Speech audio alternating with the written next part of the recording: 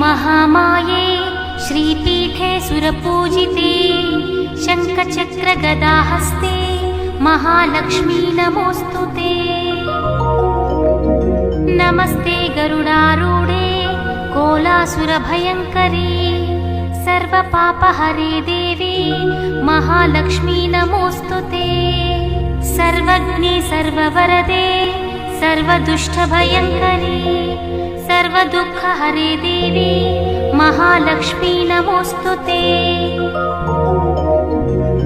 सिद्धिबुद्धिप्रदे देवी भुक्तिमुक्तिप्रदायिनी मंत्रमूर्ते सदा देवी महालक्ष्मी नमोस्तुते। आद्यन्तरहिते देवी आदिशक्ति महेश्वरी योगज्ञे योगसम्भूते महालक्ष्मी नमोस्तुते। स्थूल सूक्ष्म महारौद्रे महाशक्ते महोदरे महापापहरे देवी महालक्ष्मी नमोस्तुते।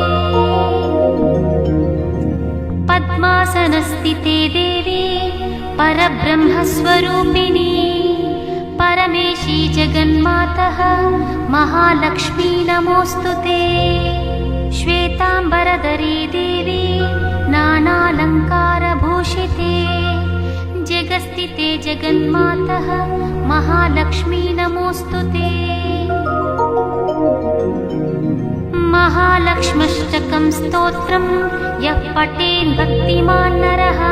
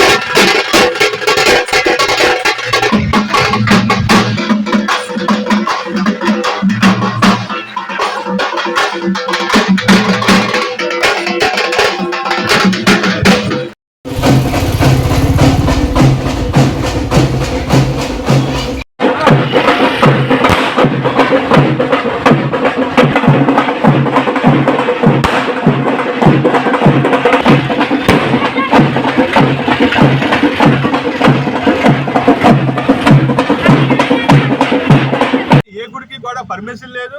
ఆ రోజుల్లో కూడా అమ్మవారికి పసుపు కుంకాలు ఇచ్చుకోమనిసి మనం సాటింపు వేయడం జరిగింది. అది కూడా డిస్టెన్స్ మెయింటైన్ చేసి ఒక 3 అడుగులు 2 అడుగులు డిస్టెన్స్ మెయింటైన్ చేసి శానిటైజ్ అది ఇక్కడ పెట్టాము. పసుపు కుంకాలు ఇచ్చుకోండి కానీ పండుగ ఘటాలు కానీ ఏమి ఊరి మీద తిరగకూడదని చెప్పాము.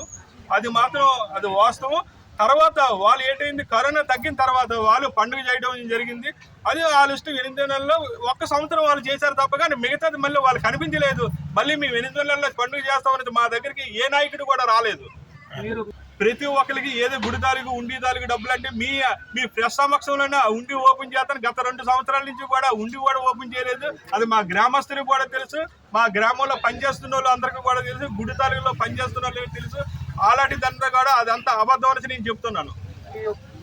24, 25 ఈ గ్రామ దేవత పండుగ అంగరంగ వైభవంగా చేయాలనేసి గ్రామ ప్రజలు అలాగే స్థానిక నాయకులు అలాగే ఆలయ ధర్మకర్త కూడా నిర్ణయించడం జరిగింది. మేమందరం కలిసికట్టుగా కలిసి మేము పండుగ చేసే వరకు నేను ఆలయ ధర్మకర్తగా నేను చెప్తున్నాను.